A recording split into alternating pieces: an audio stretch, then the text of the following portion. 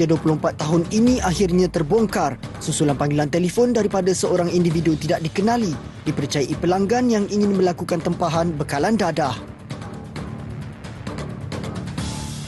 Halo? Grab ah, Grab. Ya, betul. Okey, bang. Clear tak? Ya. Tadi saya kereta ada apa sih? Tak tahu? Pergi kat mana? Blok A. Blok A.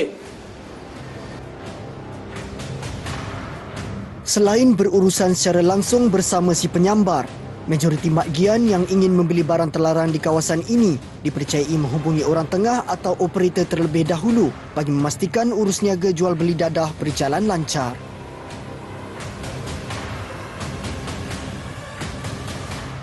Kau datang dari depan, kau mau naik, sebelum kau naik, kau tengok dia dulu.